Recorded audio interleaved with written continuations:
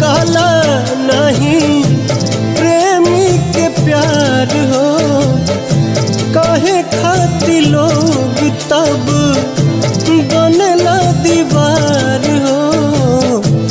जन्मों जन्म के नाता तुर देला काहे विधाता। नैया के नैया बीच धारा में डुबोला काहे भगवान तब किनारा बनला। दुखवा के दिन हमरा भाग में लिखाए दिल के सपनवा कुल लोर में धुआए।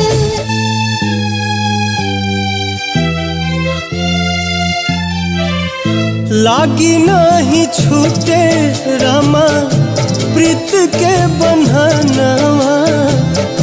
सजनी के बिना कैसे रही सजनवा। उहे तो बड़ी हमर जान हो। उनके में बसेला परान हो। खेला दीवाना दिल बड़ा ही संजोग से केहू के